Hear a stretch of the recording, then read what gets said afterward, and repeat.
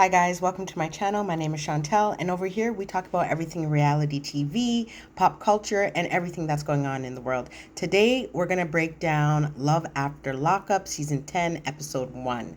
Okay, they're back. They're back. This show, oh my gosh, this show is so messy, but like, it's a train wreck, but I can't stop watching, and I'm actually glad that they're back. And let's get into the messiness, okay? We're going to go couple by couple, all right? First couple we're going to talk about, Goddess, Damond, and Bonita. But we're going to start off with Goddess and Damond, okay? So the show opens up with Goddess, her mother, and her daughter. They are going horseback riding, right? And Goddess and her mom, they're talking about, like, you know, what's going on. Damond is supposed to be coming out soon, and she's very excited. You know, she loves him. She can't wait to see him. And so that's what's going on, right? So while they're having their conversation or whatever, Goddess, she gets a call, and it's obviously from Damond. She picks up, she's happy, she's exciting, they're kiki, they're hee, they're lovey, right? And they're talking and stuff, you know, I love you and can't wait to see you and all that stuff. So Damond, he tells her, listen, baby, I'm seeing you on Monday. I'm coming out on Monday. You know, you're coming to get me on Monday. And she's just over the moon, right? So that's what they're talking about. She's really happy. And yeah, she's really excited, okay? And that's what happens. And they're talking, right? During that now, the scene cuts and it's Bonita, okay? Now, Bonita is Damond's actual baby mother. They have a child together. Keep in mind, if you guys don't know, I'm sure you guys are watching the show, but if you don't, like, Damond has 4 kids with 4 baby mamas. Bonita is one of them. They have a daughter together. So the scene cuts to Bonita. She's with a couple of her friends in the kitchen, and she is making adult themed waffles, right? So she's doing that, and they're talking, and she's talking about Damond and the relationship, and that's what's happening. And then the scene cuts back, okay, and it goes back to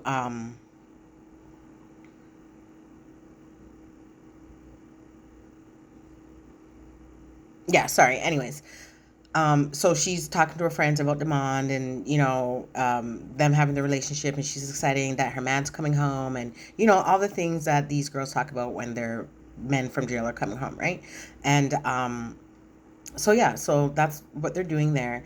And eventually Damond, he ends up calling Bonita when she's with the friends, right? After he stops talking to Goddess, he calls Bonita now, okay? He calls Bonita, and it's the same thing, you know, I love you, baby, what's up? I miss you, can't wait for you to come home. He tells Bonita he's coming home on Tuesday. That's a lie. We just seen him say or tell Goddess that he's coming home on Monday, which is his actual release date. So he's telling her, you know, you got to pick me up on Tuesday, and you got to be ready, and I can't wait to see you, and I can't wait to do this and do that, and, you know, all the talks or whatever, right? And while they're talking, and he's about to, like, wrap up the call, because Bonita, she's busy, she's doing her thing, right? Dealing with her business with her friends.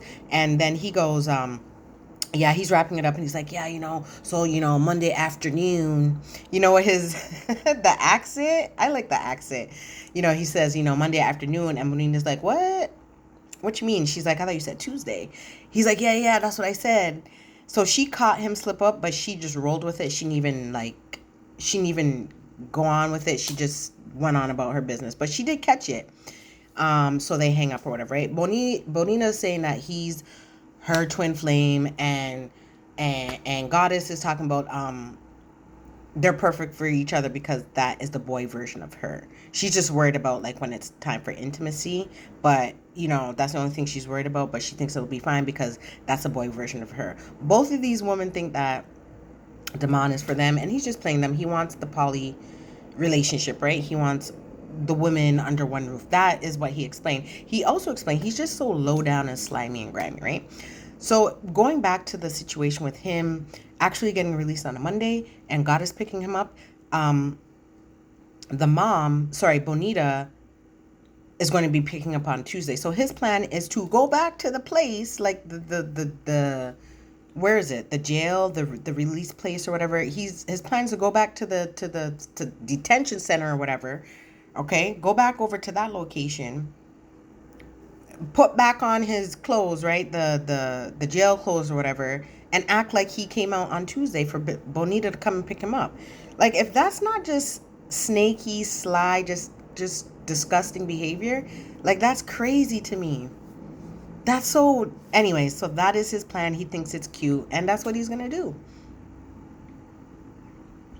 Doing all that, meanwhile, Bonita's telling her friends she doesn't think that he's cheating on her because, she thinks that the relationship is solid. Okay. That relationship is just a mess. Like, Goddess could do better. Bonita could do better, right? Like, I know she has a child with him, but it's just like, what are you guys doing? And it's just like, what are you guys doing, Because now I'm just like, didn't you guys see the season, or is it just all for show? I mean, it could just be for show, right? It is like a show. But I'm just like, please. Anyways, so that's what's happening with them, okay? And it's so funny because both of them are doing the rodeo gestures. Like, as in, like, when my man gets home, it's going to be Bonita and Goddess is doing that. Anyways, like, stop. Anyways. Yeah, so we know Damond's plan is to get them all under one roof, okay? I don't know how that's going to happen unless they're both down for it. I'm just like, no, like, not Bonita, Goddess, don't even bring your daughter into that, right? I think she has a child or two. I'm not sure, but it's just like, girl, cut the mess out. Anyways, there's a new couple on the scene. So these people are Christian and Brady. Sorry if you see me looking over here. I'm just looking at my notes, trying to make sure I get everything in this review or recap, right? There's Kirsten and Brady. They're new to the show, or they're new to me. I haven't seen them before, but they're new to me. And basically, they live in a small town, Kirsten and Brady. Basically, they weren't even really together before they weren't together before he went to jail. Sorry, that's what I'm trying to say. They weren't together before they went to jail, right? She was with her baby father, and they have, I think, 2 children together. And Brady was with his ex-fiance, and they have twins together. So they weren't even together when he went to jail, right? And they lived in the neighborhood or whatever, right? So the scene opens up with Kirsten pulling up to her baby daddy's house to pick up their children or whatever, right? And they start to talk about the whole Brady situation. She's like letting him know that he's coming out soon or whatever. And the baby dad goes into like, oh, you're dating that guy who was stealing stuff from my from the property.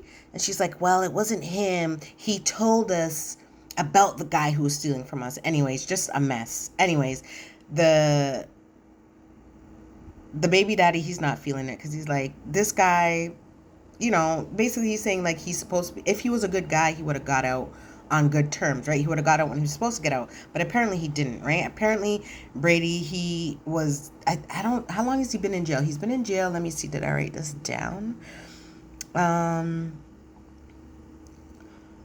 He's been in jail for 5 years, okay? And he's been in jail for having firearms, drug trafficking, and meth. Not good, okay? So apparently he's had chances to get out, and he threw those chances away because apparently they found drugs in his cellar or something like that, right? So like he messed up. So like the baby dad is like, he's not trusting, he's not really like saying anything because he's not a good guy. Like if you're good and you're going to do better, you would have been did that and you would have got out, right? But so he's not feeling it or whatever, right? All she's doing, this Kirsten girl, is sticking up for him.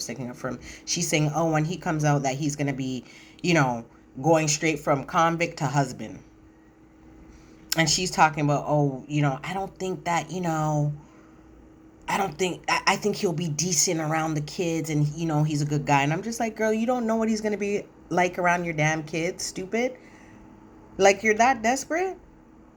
Look at the charges he has. You guys weren't even around each other. He wasn't even around your kids. And you're talking about, oh, you're taking up from, oh, he's a decent guy. He's going to be good around the kids. You sound like an idiot. Like, you sound dumb. No. Ridiculous. So yeah, that happened.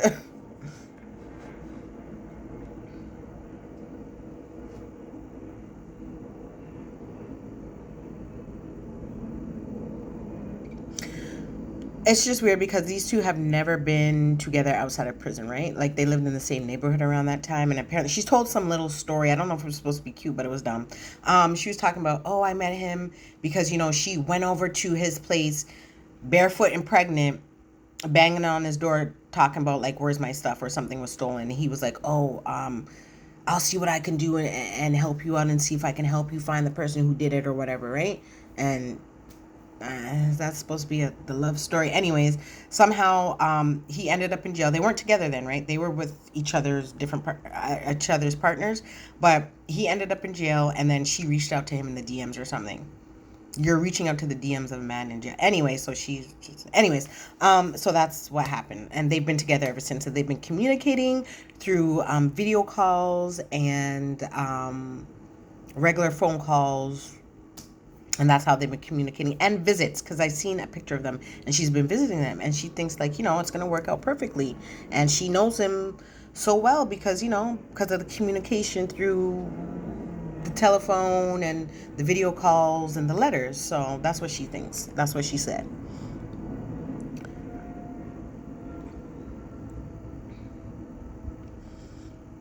I don't know. I'm still just thrown and blown by her thinking that he's going to be a decent man to the kids when he's never been around the kids, and you guys have never been around each other.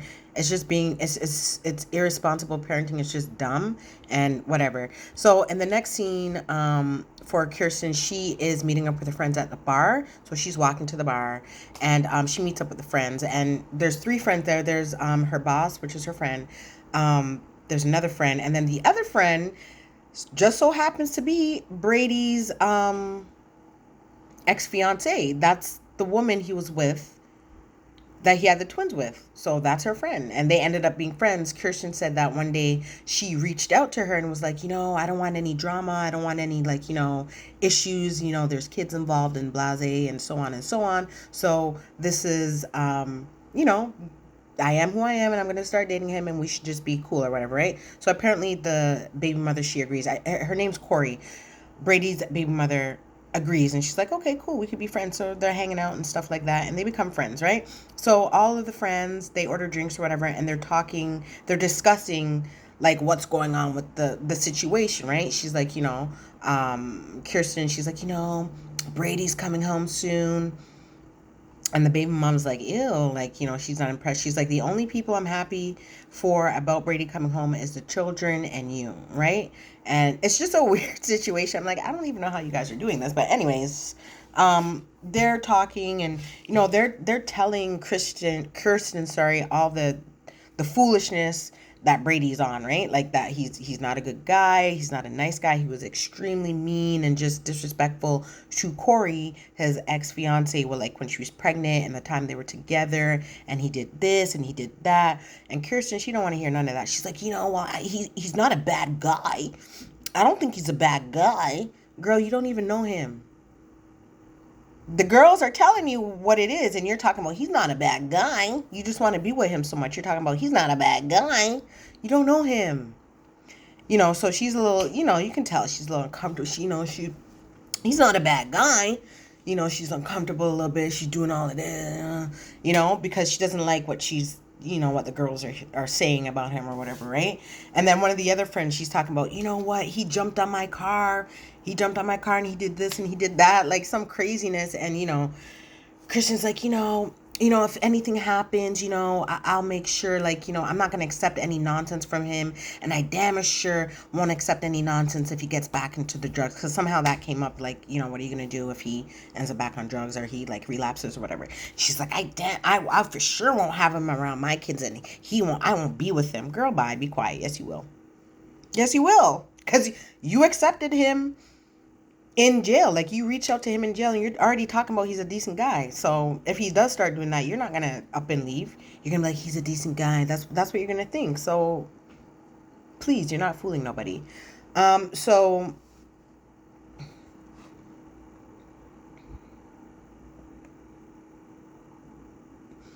Yeah, so they're trying to let her know, like, just be prepared. Like, the girls are telling Kirsten, like, be prepared for this guy because, this is who he is, and you've never been around him outside of prison. So, like, just be careful and kind of like, and Kirsten, she's ready. She doesn't care. She doesn't want to hear it, really. She wants to be with this man, and it is going to be what it's going to be. Okay, and then the Corey, the Brady's ex-fiance, she's talking to the cameras, the confessionals with her other friend. And they're just like, they're kind of like, I don't know what's going on, like, they're like, we try to warn her, he doesn't have no money, he doesn't have no house, like, she's like, I'm trying to figure out like how this is even going to work, and I'm trying to figure out if he's going to have that money for the child support, how they're going to come up with the child support.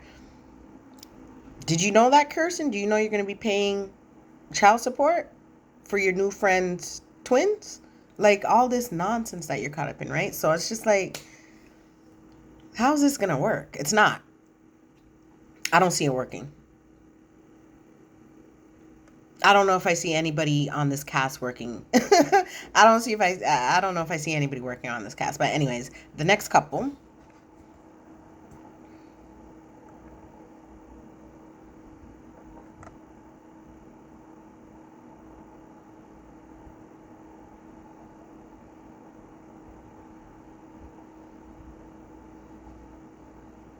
Okay, so the next couple we're going to talk about is Cammie, Trent, and Nita. Okay, so the scene opens up with Trent talking. He's talking about his wife, like he's saying that he's married. He's married to Cammie. They're 55, 54 years old, and they've been married for a long time. I think they've been together and married for 30 years. They have 6 children together. And yeah, and basically they kind of open up about like, um, one of their children died at 15, right? He had some type of illness where I think it's something happens to his muscles. I don't remember completely. I'm sorry, but it's in the episode. He died at 15. He only got 15 years, and that broke them. They were very heavily religious and into religion and into the church. And they said when that happened, the church really didn't care. Like, they weren't there for them. They didn't rally behind them. They weren't doing, things that churches should be doing, right? Being there for them, giving them support, praying, prayers, all that type of stuff, right? They weren't there for them. And the church even went as far as to say that the reason why the son got sick is because they had sin, or they're doing sin or whatever, right? And this is when they were like religious and stuff. And they took that the wrong way, and as they should, because I don't even know why you're saying something like that. So insensitive, like, how could you, I would never want to be a part of a church like that, right? So they left, right? They said they moved to California, I believe, and they started a new life, and they're like, we're not going to live for anybody. They left the church, and they're going to live for themselves, and it is what it is, right? That's how it starts off. So somehow that traumatic situation, because losing a child is traumatic. I would never want to experience that. I would never wish that on anybody. And it's just, that's, it's sad. My heart did break for them. That's very sad. When I heard that, I was like, wow, like that was really sad. So they moved to California and they start to live their lives for themselves. So that traumatic experience, they left the church and they're like, you know what, we're going to live for us. Somehow they end up at a nudist beach, I guess on vacation or wherever. They meet, what's her name? Nita. Apparently, Nita came up to them and went up to Cammie and was like, listen, I want you. I want you. I don't care what I have to do for you. I want you, even if I have to do your husband. Okay. So they like that. They like that. So they got together. That they started a whole thing, right? They started dating each other. They started hooking up and whatever, and they became a throuple. Like, they became very involved, and they've been together for some years now.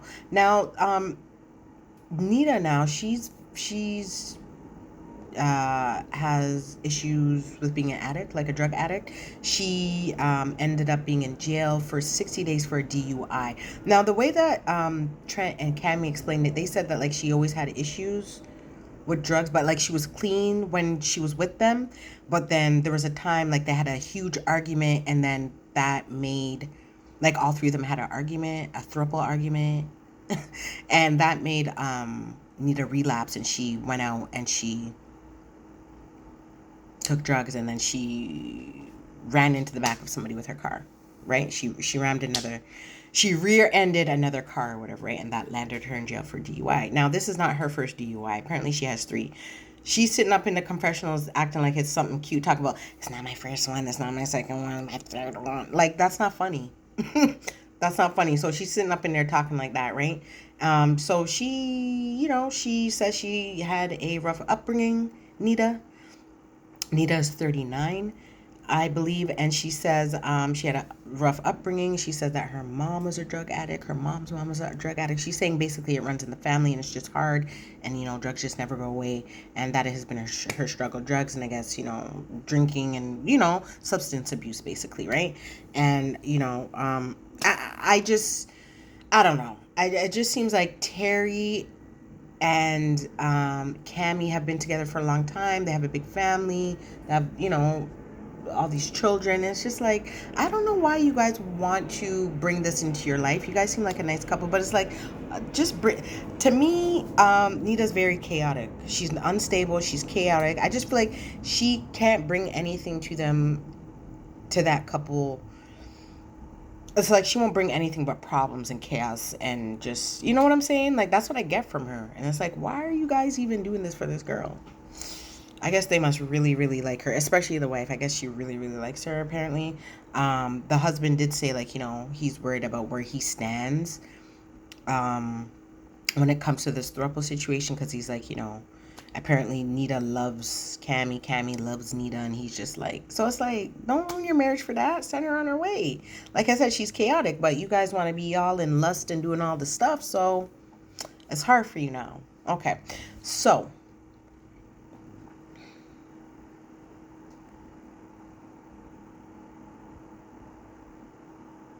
it's just weird because I'm trying to figure out, like, have they been with Nita? So they were with her when she was during substance abuse? Because they're saying 2 years ago they got into the fight, right? They said 2 years ago they got into a big fight, and then Nita ran off, and that's when she relapsed, did some drugs, and then got into the car accident, and that landed her 60 days, okay, in jail. So that was 2 years ago. I don't know. I'm just not the timeline. This is like, were you guys with her when she was on the substance abuse problem? Anyways, she's in jail for DUI, 60 days, okay? They are going to go and pick her up. They're in the confessionals. Nita calls. She's like, I'm getting out. I'm free. Come and get me. They go and get her, okay? They bring the daughter. In the episode, the daughter's there sitting with them, talking to them. Like, the daughter's like, how do you think the family's going to feel? Because they have a ring for this lady. They have a ring. They're bringing her into the marriage. They want her to know that they want her in the marriage. They want to make it official, all 3 of them, right? The daughter's there. I'm not sure why the daughter's there. Yeah, she's an adult, but it's like, why are you bringing her in this mess? Anyway, she's there. She's like, how do you think the family will feel? And they're like, we don't really care. I'm sure they're going to be like surprised and shocked and disappointed and not accepting of it. But they're like, we don't really care. That's why we left the church, the religion, and we moved for a reason, right? So they go and pick her up. The daughter's in there with them or whatever in the car. They go and pick her up, and she comes out, and this girl's acting crazy. She's acting wild, this Nita girl, right? First thing she says is, where's my drink? Girl, you was in there for a DUI. Why is that the first thing you need? A drink? That's what I'm saying. Are you guys encouraging the foolishness? Because, anyway, so she gets her drink, and she's drinking it on the steps. She's leaving her stuff there because she's like, if you take it with you, the stuff from jail with you, like, you'll end up back in jail. So she throws that stuff out. And it's just like, I don't know. Like, these people, again, you never judge a book by its cover, but it's like, what is this couple doing with this lady? Because you guys get to the car and the lady's taking off her pants in the street. Like, she's literally in her underwear in the street, barefooted, skinny legs showing, jail legs showing. Okay? Change in the middle of the road. Like, do that in the car. You can wait. Anyways, so that was just weird to me. So they're on their way home. I don't see the daughter in the car on the way back. I don't know. Maybe she had somewhere else to go. Maybe she went somewhere else. But I don't see her in the car. Because I'm like, thank God she was in the car. Because what they were talking about, I'm like, why would she want to be in the car? They're on the way home. They're like, we're glad to see you. We're happy to be back. Da, da, da, da. All that type of stuff, right? And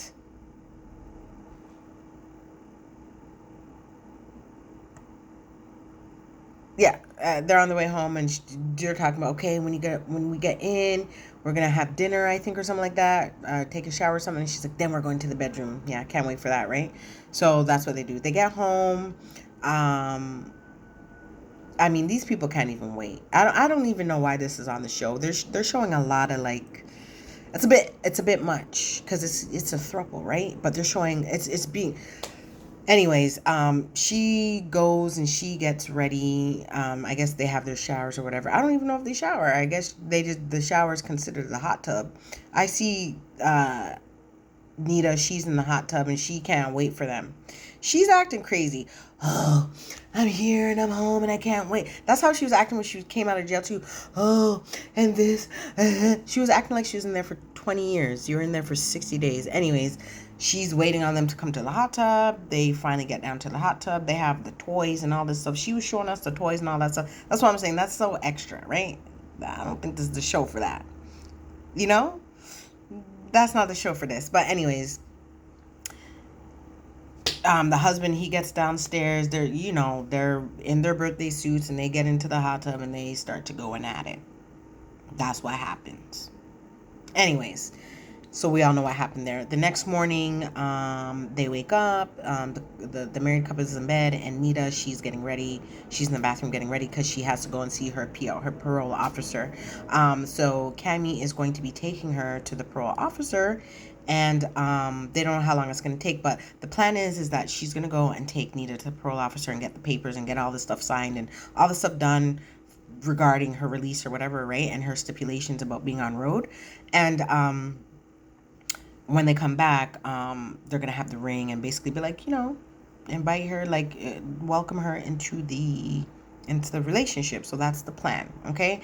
Even though Terry, he's like, he doesn't know where he stands in this, and he's going along with it, okay? He just wants to be with his wife. He wants to be loved. What did he say? He said he'd rather be in love, fall in love, and get his heart broken than to not have experienced it at all. So he just wants to really be with his wife, and he's following along, and he's okay with it. But anyways, they're gone for 7 hours, Nita and Cammy, getting everything done with the PO or whatever, and they said everything went well. They just got to go back and finish up some things, but everything went well.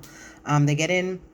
Immediately, they're like, okay, let's come to the kitchen because we have something to show you. We have a surprise or whatever, right? And the surprise is um, basically the surprise is they have the ring for her and they show her the ring. They're like, we love you. We want to let you know that, we are taking you seriously. We want you to be a part of us, a part of our relationship. Like, we're making this official. Like, it's the three of us. It's the three of us. We're in this together and we want you to accept this ring or whatever. And Nita, she's kind of like, for how long? How long is this going to be for? And they're like, forever. So I guess that kind of like makes her feel better. But Nita, she's kind of like, she's kind of worried. She's kind of scared because she's like, they're moving really fast. And she says she wouldn't even do that herself, right? She wouldn't move that fast herself, and she wouldn't even give Cammy a ring, right? At the stage that they're at right now. So she's kind of like, I guess she'll see how it goes, and they'll see. This is what I'm saying. It's like, why are you bringing people into your marriage? Like I said, she's chaotic. She's unstable. You guys should not be even playing with this type of fire. But anyways, she accepted the ring and she's going to go with the flow and see how this goes. Basically, that's what she said. Okay?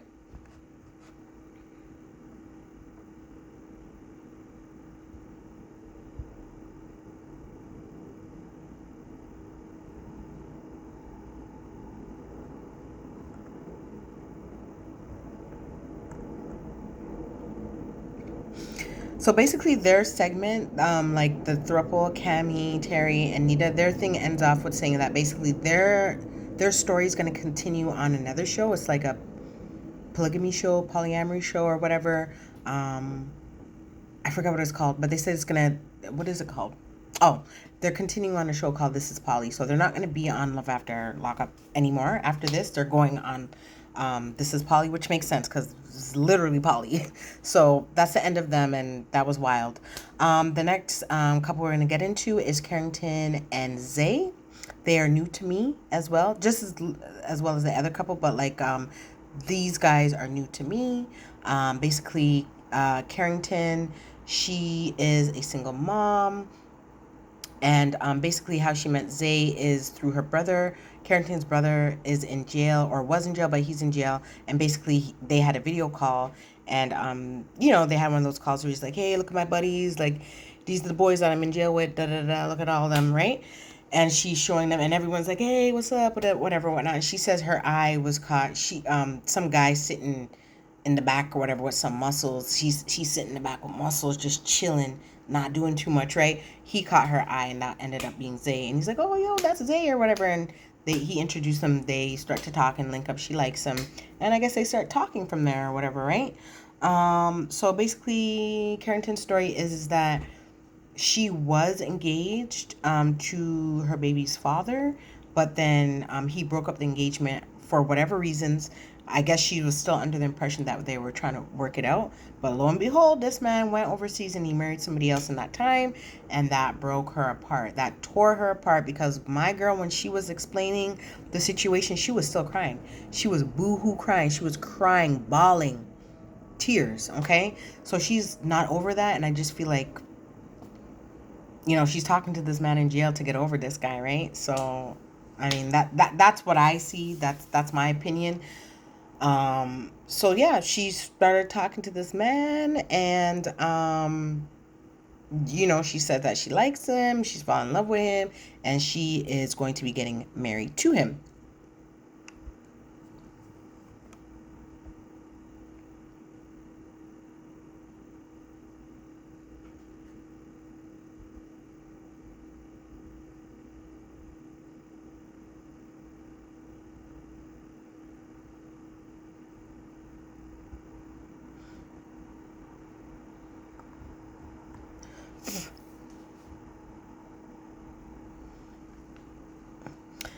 Okay, so Zay, he's in prison for robbery and aggravated assault, and he's been in jail for 7 years, 7.5 years. That's a long time. I'm not sure why she wants to bring this man around her child. She just needs to focus on healing, in my opinion, and moving on from that man, and just, building herself up. Anyway, she's with her sisters, and she's letting them know about Zay, and the sisters are like, are you sure you want to go through with this? Like, they're like, what's really going on? Like, they don't even believe that she is over her baby father, right? Which is true. So they're just like, they're kind of like, yeah, we're not. I don't think the sisters are feeling it. They don't like the whole situation, but like, they're trying to ask her questions and pick her brain and, try to figure things out, right? They've never seen each other in person, Zay and Karrington. They've never seen each other in person. She's not on his book. She can't call him or visit him or do anything, because apparently she's not on the books, and all the communication has to go through through his sister. So whenever she wants to talk to him or anything like that, she needs to reach out to the sister. So like we see in this episode, she's like, I haven't talked to him for days, and she's getting all worried. She's like, I miss him, I want to talk to him. So I believe she calls the sister, and she's like, hey, have you heard from Zay or whatever? And the sister's like, no, but I'll let you know when I hear from him. Anyways, so that happens, okay? She tells her family that Zay's coming out, and yeah, they're having the conversation or whatever, right?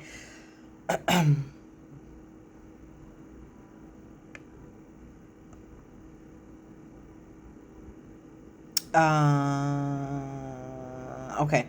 Basically,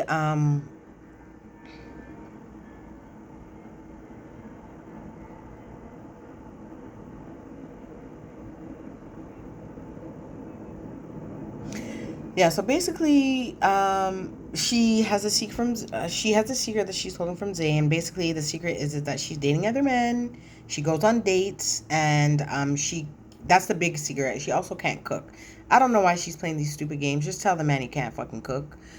She will send him pictures, trying to find the most realistic pictures online of meals or whatever, and say that she cooked it for him, and saying how, I can't wait to cook this and that for you. It's like, girl, what are you doing? Like, you're playing stupid games. Like, I don't see the point in that, but you're just being an idiot. Anyways, and so in the next scene, we see that, Zay calls his sister, and they're talking. The sister's saying, we miss you and all this stuff. And then she's like, your girlfriend's been calling me all day, so I'm going to hook you guys up. she calls Karrington, does the three-way call, and Karrington and Zay, they're talking, right? And the sisters can hear everything basically. um so this is where Karrington, she wanted to tell Zay about like him dating, sorry, about her dating other people and stuff right now. But on the call, Zay goes and tells her that he got her name tattooed on his wrist. So she's like, really? Oh my gosh. Are you telling the truth? Don't play with me. He's like, I'm not playing with you. I'm not lying with you. I got it. I got your name tatted on me, right? So she decides after that, she's like, okay, I don't want to ruin the moment. I don't want to ruin the moment, so I'm not going to say anything about me dating other guys, right? So she doesn't tell him. The sisters are listening and whatever, whatnot. And so here comes Karen. She's like, does your sisters like me? Or whatever. And it's like, she's like, can they hear us? Are they listening? It's like, girl, yes, they are. She hooked up the telephone. She hooked up the call. Like, the sisters don't like her. Okay? The sisters, they don't like her. They don't trust her. They actually want this man to be with his ex-girlfriend, who ends up going over to the sister's house. So that's what they want.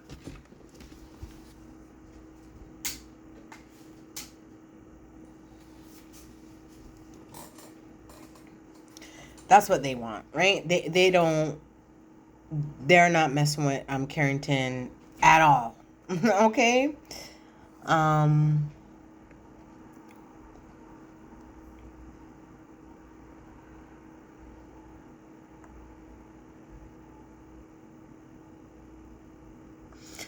yeah, so they're about to end everything, like the phone call. I guess they say hang up and they say bye or whatever, whatnot. And then the sisters are talking. They're like, to the confessional, to the cameras. They're like, we don't know her. She's gonna show up uninvited to the release date, and she's gonna see that the next girl's gonna be there, like the ex-girlfriend or whatever, right? And I'm just like, why are sisters like this? Why are people like this? Like, you don't know what. I mean, you hear what he's telling her, so I don't. I get it. They're like, we don't trust her. We don't know her.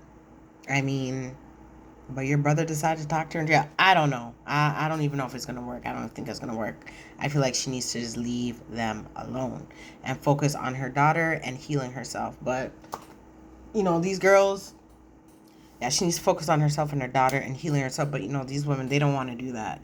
They want the man from jail. Anyways, last, I believe, yeah. So that's it, right? Last and final couple we're talking about for this review is Felicia and Rich. Okay, so Felicia's getting out. Rich is going to go and see Felicia, but first, before he goes to actually see her, he meets up with her family. So he meets up with her aunt, her cousin, her brother, and the brother's girlfriend, right? They go to some diner, they sit down, they chill, they talk, they eat, and they're like, they're sizing up Rich, like asking him questions and things like that, right? And getting to know each other and stuff like that. And the cousin, she's like, we're gonna keep an eye on Rich or whatever. The cousin's been in jail, right? They're like, they're keeping an eye out or whatever because they think Felicia's some God's gift, even though she's been in jail for 9 years doing like for robbery or whatever. Anyways, so they're talking and they're trying to get to know him and stuff like that, right?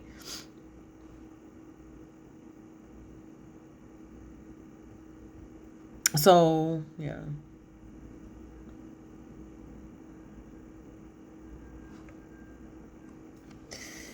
Yeah, so basically they're talking and getting to know each other, and the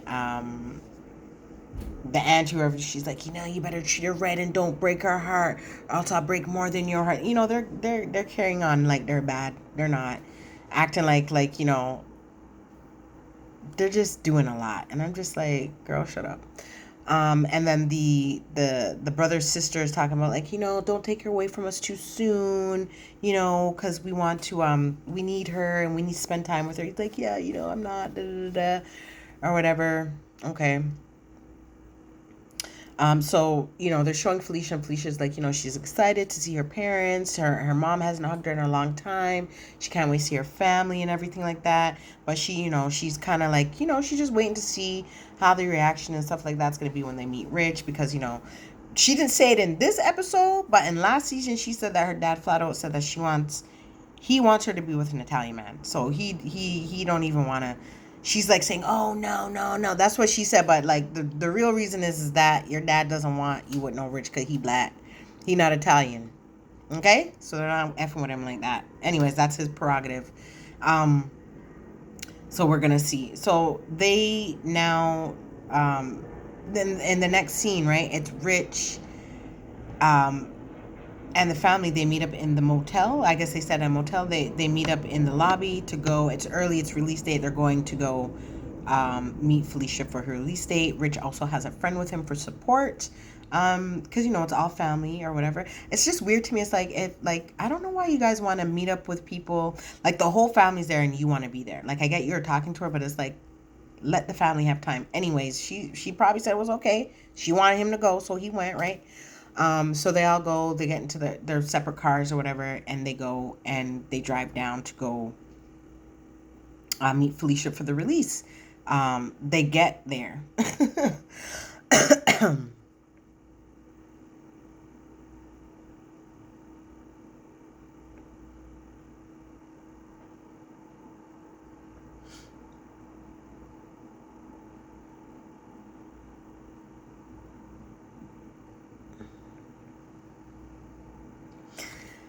Yeah, so they're going to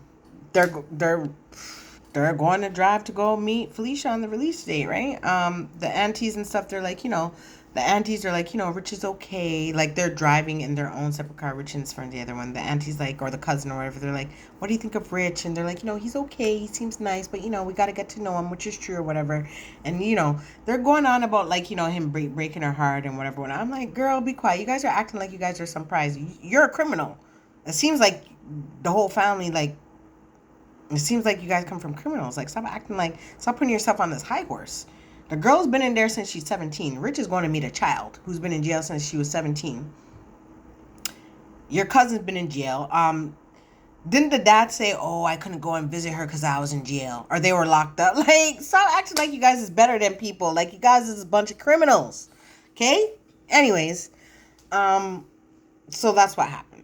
They finally get there. They're waiting for Felicia, right? Felicia's mom and dad pull up. They pull up. They meet. They meet the family. They say hi to the family. They meet Rich or whatever. And the dad's like, "This is dad.